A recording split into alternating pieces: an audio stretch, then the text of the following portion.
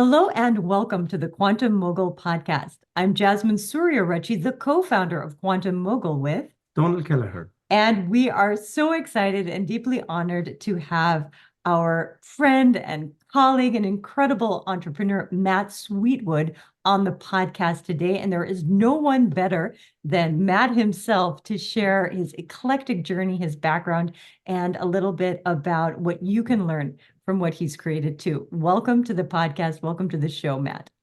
Jasmine, Donald, a big pleasure to be here with you. So I have a little bit of a New York and a New Jersey accent. So I'm feeling a little bit, like at a lower level than that really sexy, Irish accent and, that goes on there. So I want to just apologize to your audience to start with.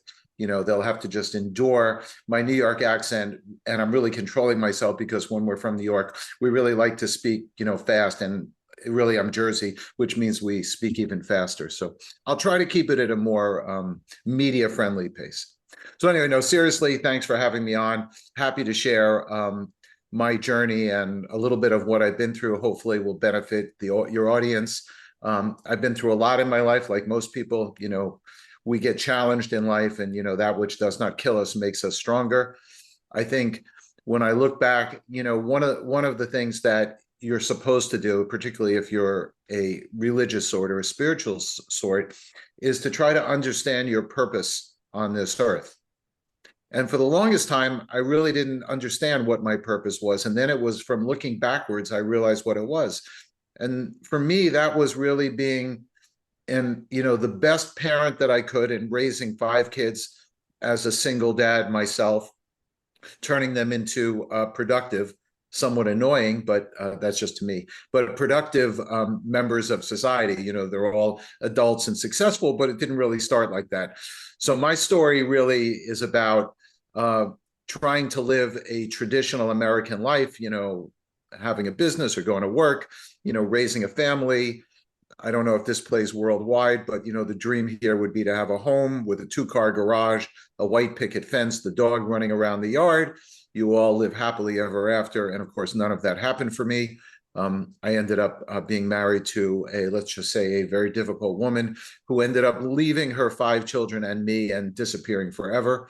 And so I was this sort of traditional man in America back in the late 80s, early 90s, not really having any idea about fatherhood and what to do. And I was left with 5 little children, ages 18 months through 8 years old, one still in diapers, not knowing how to brush their teeth, and a whole mess of other problems, including a very contorted legal system, which put me through the ringer.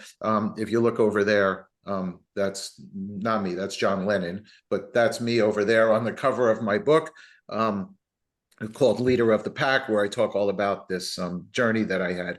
But eventually I learned to man up and raise my kids, and now they're all successful. And most importantly, for those of your audience members that have children, they are off the payroll, and they are all self-supportive and healthy, and everything is good. While all of that was going on, I was running an extremely challenging business, one that almost failed several times. I was in the electronics business, in particular, the camera and photography business. At one point, my company we had a 5 share of the US film market. Of course, now everybody, under 30 on your podcast has no idea what film is, but that was the stuff that you put into cameras, and we used to sell millions and millions of rolls. That business evaporated essentially overnight with the advent of digital photography. In addition to that, when I walked into our tiny little business, it was basically a B2B business, and we sold small stores. The small stores all got eaten up and put out of business. So our business required 2 reinventions, which I was fortunately able to accomplish while all of this was going on, because God never gives you more than you can actually handle, even though you think otherwise at times. And the end result was good. I was able to exit that business, do pretty well. To exit that business, walk out into the world, do some other things, which I'll talk about in a second, and raise my kids into, good humans. So I exited that business, which I was in for 20-something years in, the late 2015, 16.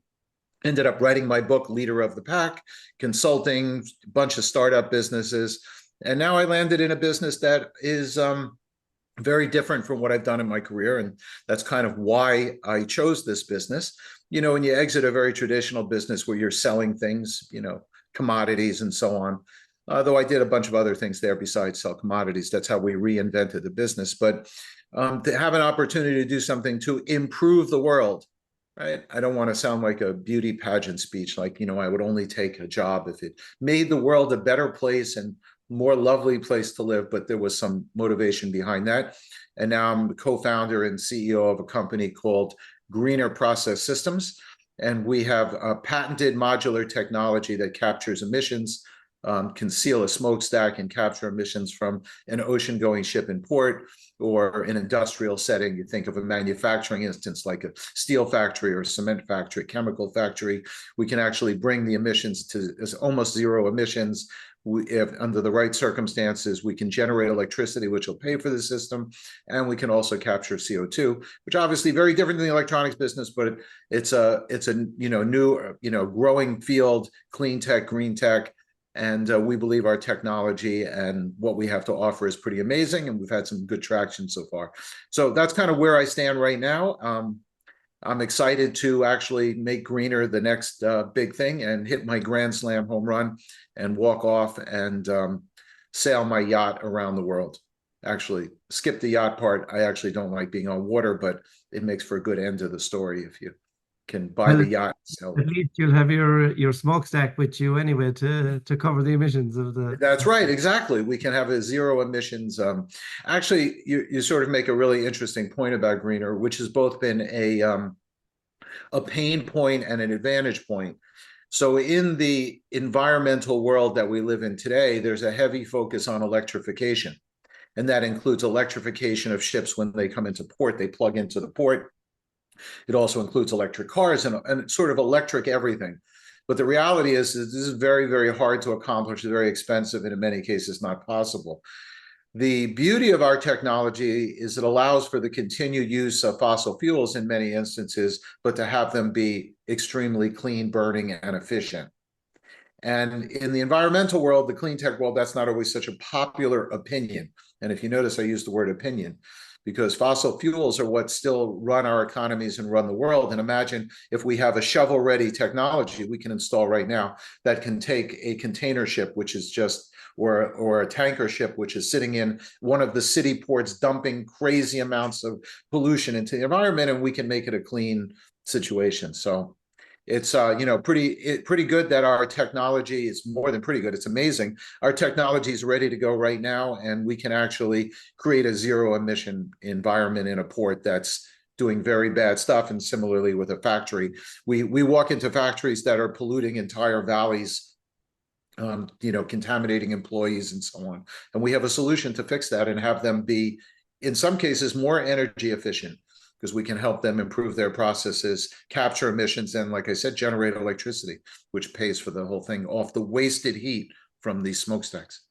That's incredible innovation. And Matt, really connecting what you went through with that watershed moment of, in a sense, abandonment and having to figure it out.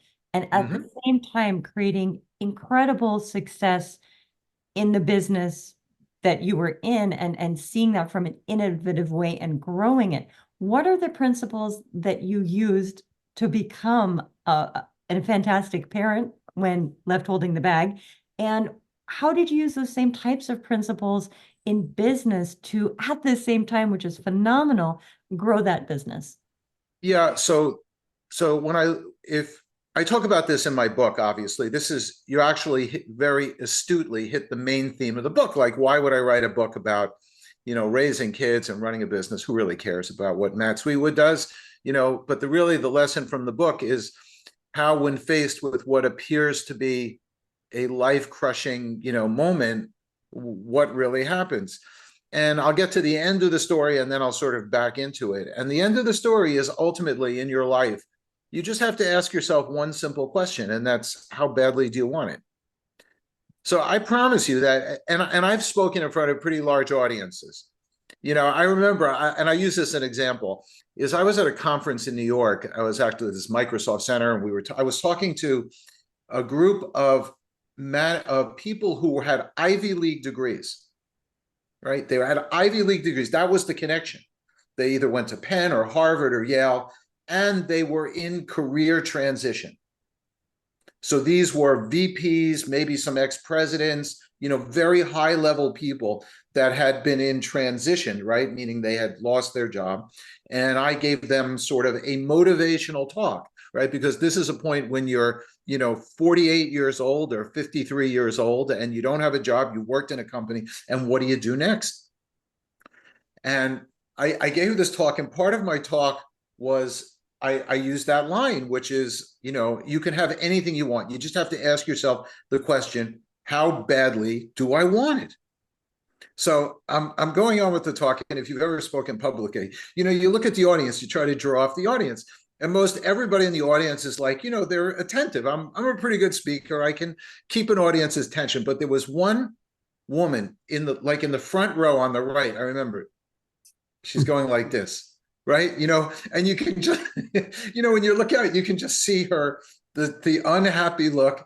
You can see everything. So I stopped talking, and I'm like, they have name tags, so her name, whatever, Maureen. Okay. I'm like, Maureen, I said, obviously you're disagreeing. You're disagreeing with what I'm saying.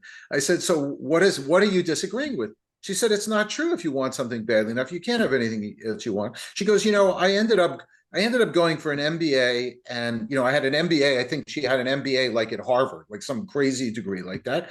And she goes, I didn't really want to do that. I want to be a doctor, but I can't be a doctor. I'm 49 years old now. I looked at her. I said, you're actually proving my point. I said, why can't you be a doctor? She goes, well, how am I going to do that? She starts making all of these excuses. And I'm going to tell you, I'm going to say to you, look, if you want this badly enough, first of all, do you believe you're smart enough to be a doctor? Okay, this is a person with a Harvard MBA. Okay, are you smart enough to be a doctor? Obviously, she answers yes.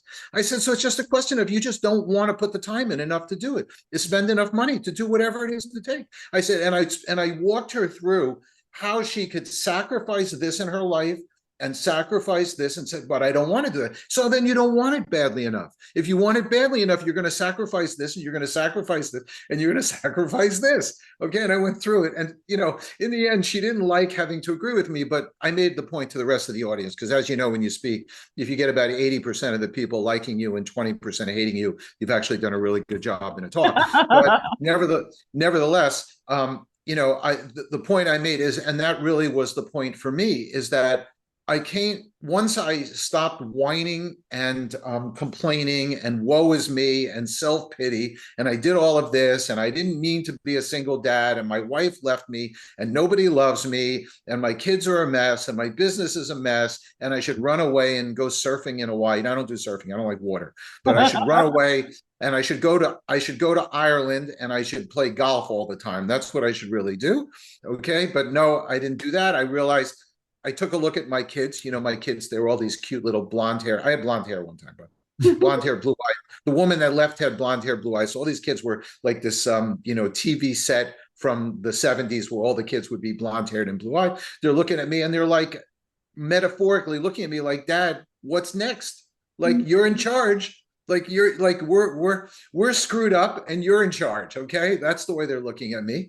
I love my kids.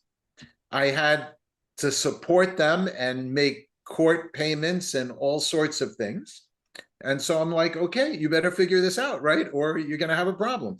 So it's sort of that desire to say, okay, social life, gone. Golf membership, gone, right? We're going to figure out how to run this organized life. Believe it or not, I was 300 pounds. I had eaten myself into misery. I was out of shape. Everything was a mess. Out of money, out of shape, kids, mess, everything like that. So it's just a question of how badly I wanted to do it. I started to sacrifice everything, started to discipline myself. I invented many, many methods of organization to manage the project. I started to become imaginative with my business, not letting it fail no matter what. And you just sort of figure your way to do this if you want it badly enough. You sacrifice everything in your life that you don't need, and you focus on the things that you have to. And I will tell you, one of the things, and I do write about this in my book, is there was a very big spiritual component which helped me. It really helped me. There are things that happen in my book that I write about, stories that are not coincidences. And, there was a spiritual aspect. God came into my life in a way, I don't want to sound like, sometimes you tell these stories and people sound like I found Jesus kind of thing.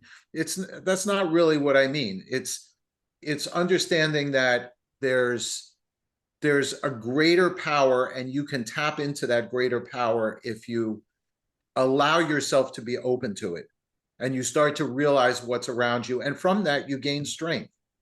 I don't think I've ever explained it better than that. So that's really what it's about. It's not a denominational thing that I'm talking about. It's more of a being openness to spirituality and allowing that to guide you and become a better person and a stronger person without it. And somehow I was able to make it through really impossible circumstances. And like I said, in my book, I talk about some incredible stories that just seem like they're coincidences, but they're not. And then looking back on the circumstances, my kid's mother walking out is probably the best thing that ever happened to me. It woke me out of my sleep, the slumber that I was in, and it turned me from a boy into a man. The original title of my book, by the way, was supposed to be Man Up, but it was kind of taken by something else. And so I ended up with Leader of the Pack, because I manned up. So using all that strength that you learned in that period of time, and where you are now, and where you like to see your venture that you're at now going, what's your vision now for the company, and what are the main challenges that you're finding? If I want to say it simply, we want to put a cap on every smokestack in the world. Okay, that's the big, right? Because once we put our technology on that, we can do magic things with pollution and so on. Ultimately is to have have even bigger success with this company that I had with my previous company that I exited. Whenever you take over a startup, it's high risk, high reward. So far, the risk has been high, and hopefully the reward will come. There's been a learning curve, I will tell you. I have a lot of experience at traditional businesses, and the clean tech world is a very, very different place where people talk the talk and they don't necessarily walk the walk, meaning that companies all talk about being compliant and doing all of these things, but spending money on it is a different story, but it's just an obstacle. So really the vision for my company is to reduce as much pollution, capture as much CO2, generate as much electricity, cap as many stacks as we can, and turn the company into hundreds of millions of dollars, $1 billion company if I can. And what's the biggest challenges at the moment, obstacles to you? For us, I mean, just internally, obviously, it's funding the company and keeping it going, because you're in a continuous growth mode. So the revenue coming in is always a little behind, right? So you're always looking for investment. But from a business model perspective, it's exactly what I said. People talk the talk, they walk the walk. We walk into a factory, they're being fined by the government, and we tell them we have a solution for the problem. They go, how much is the solution? How much is the fine? They're like, we'll pay the fine. We just put somebody in charge of our environmental. We have now a manager of environmental services, and we need to evaluate proposal. So there's a lot of stall in the business. Our advantage, which can overcome this, even though there's still reluctance, is that in many instances, we can generate electricity off of our systems that pay for the system. So the systems become revenue positive after a pretty short period of time. But even still, these are the obstacles. When you walk into ports, this has really been a learning curve for me as we've gone in. I'm now somewhat of an expert in ports, having done this for a couple of years. But the problem with ports is that the bureaucracy that exists around them is just enormous. Ports do everything slowly, everything very, very slowly. They don't make changes very quickly. Part of why is that they are so vital to the functioning of the world that it's very hard to regulate them, even to do anything to them. Anything you do to them that adversely affects their movement or shipping or anything like that, and you can send the world into a recession or depression. So that's one aspect of it. But if I just look at the ports here in the United States, most of them are semi-governmental regulated. So they're either actually regulated by the government, where the people who run the port have a .gov email address, for example, which is some of the ports here in Florida and many of the ports around, or they're so controlled by authorities that in order to get something done at the port, for example, to install our system at a port, you have to get the port to agree. You have to get the local municipality to agree. The Coast Guard has to agree. Homeland Security has to agree. The EPA has to agree. The federal government has to agree. You have to have all of these players in line with whatever you're going to do. And then typically a state has a resource board. California famously has the California Air Resource Board, which is probably in terms of employees and size, larger than several large corporations, monitoring and regulating, and I'm not always sure what they do, but nevertheless, so when you go into this circumstance, this is different than the businesses that a lot of people are used to, where you make a product or you have a service, you go out, you market the service, and you deliver it. It's not so simple. We can walk in with the best technology, solve problems, do all sorts of things, and they're like, well, did the Coast Guard approve, or is the EPA on this? What is the federal tax incentive on this? You have all of this. It's a highly complex business. So that's the obstacle sort of on the port side. And on the industrial side, it's really getting corporations who say that they want to be more environmentally compliant and actually want to pay for it, or devote the resource. In many cases, it's just a question of devoting resources to it. And until I think that they are absolutely compelled to do so, I think that it will always be a bumpy ride.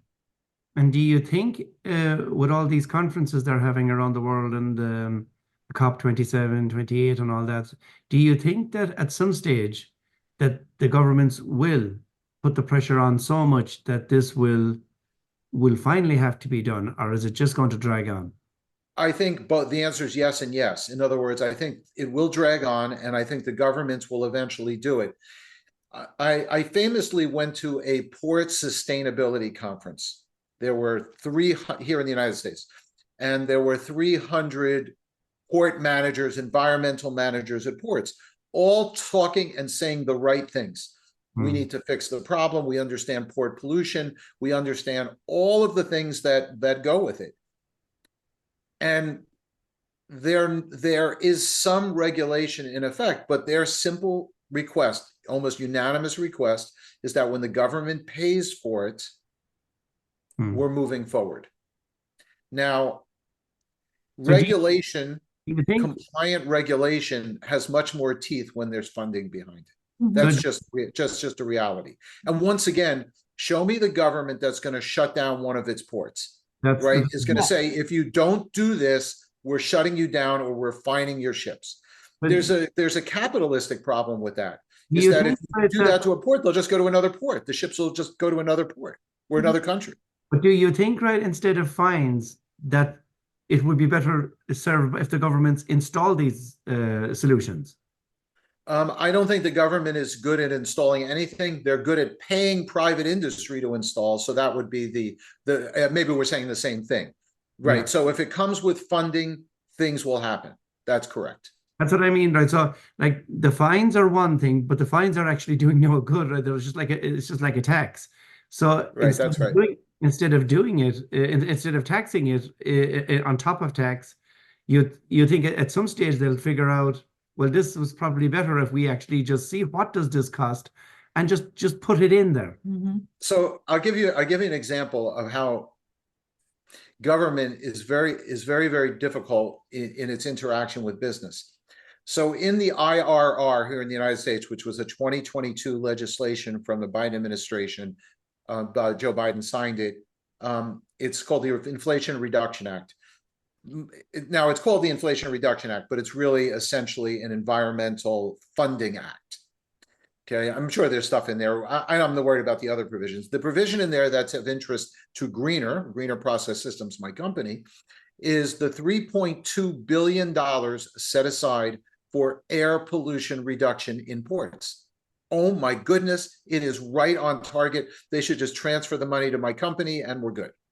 Yeah. Okay.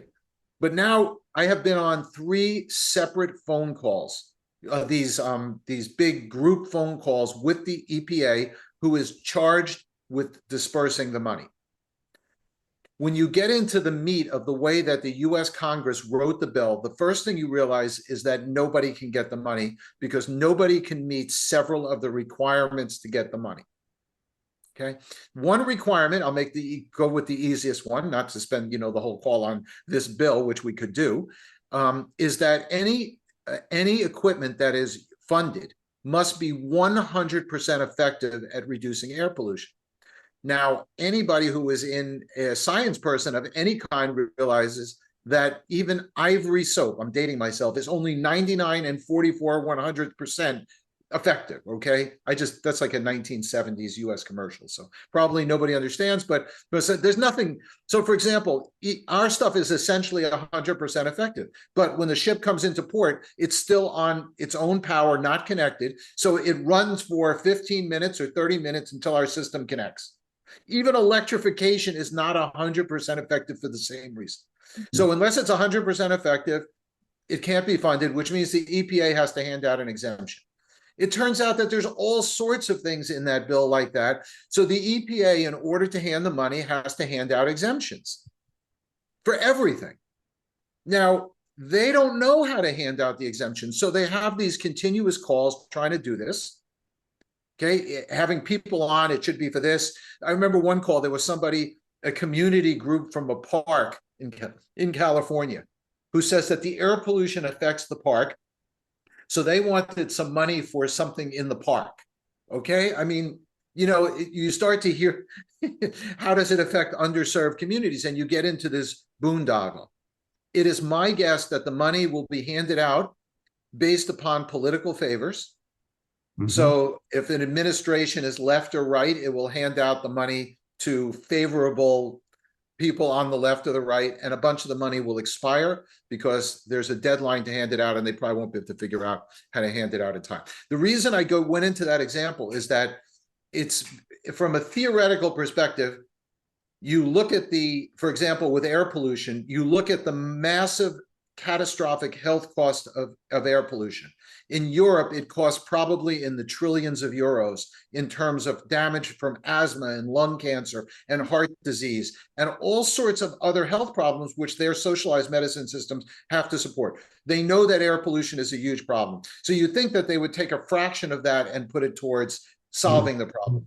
But government is just so difficult to work with, and so many interests and such complication that when they get involved in the project, in many cases, or get involved in something, they don't really help it. They end up hurting it, but yet we need them, right? And we need them, as Donal has pointed out, we want them to be involved, right? We want that, but it's sort of a paradox, right? It's a catch-22. What do? They get involved, they muck it up so badly, but if they're not involved, it's very hard to move forward. So ultimately, I don't know what the solution. We just pray for, good result here, and hopefully we'll eventually find a balance. So to make your other point, and that will cause it to drag along, I think, for a period of time until everybody kind of figures it out. So for the companies that is working with you at the moment, what seems to be swaying them, right?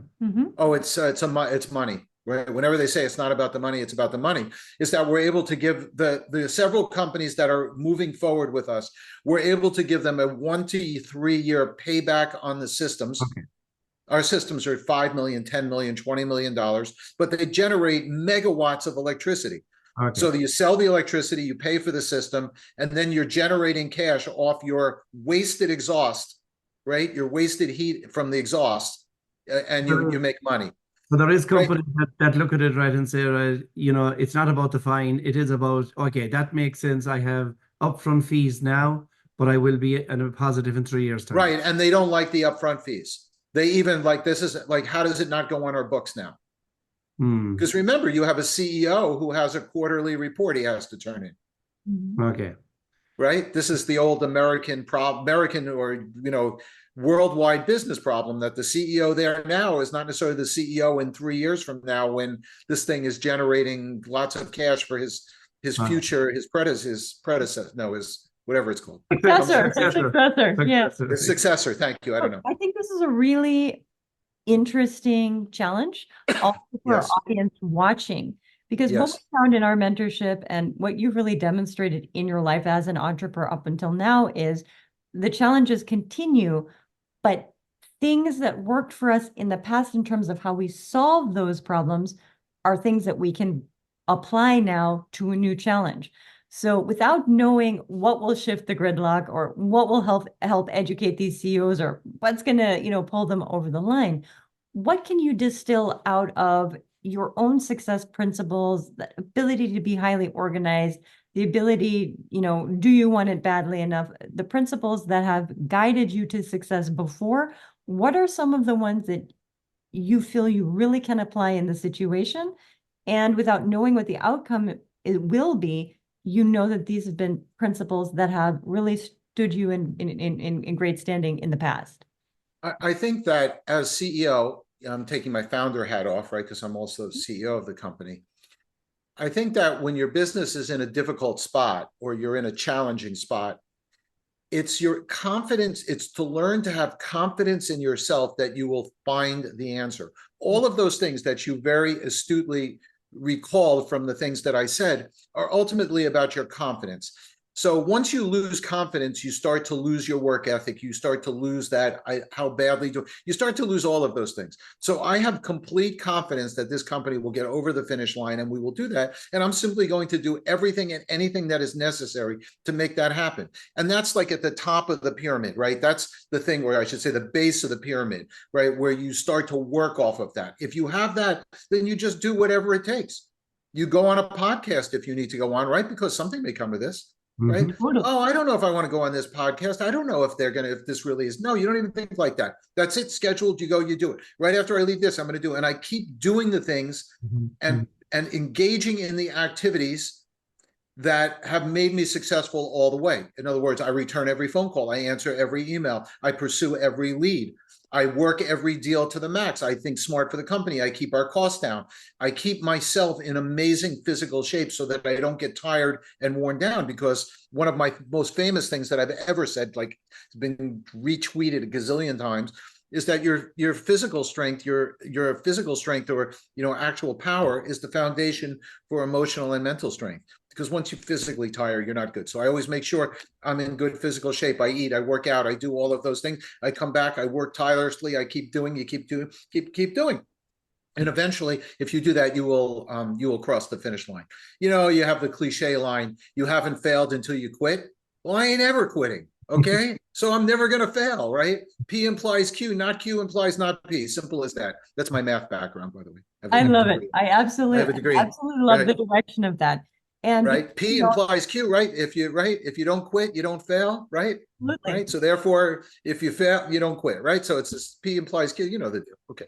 We do. So And that's it. And you stay high. You see, when you asked me that, my speech got faster, right? You see that I'm doing a self-reflection. You're like, you touched the button right now, right? So now I'm thinking, right, okay, I'm sitting here having a nice chat with you, but I got work to do, right? I got to go. I'm thinking about, like, not that I'm happy to we continue, fine, this is wonderful. But I'm like, you reminded me, I know what I'm doing this afternoon. I got to do this. I got to do this. I got to do this. We got stuff going.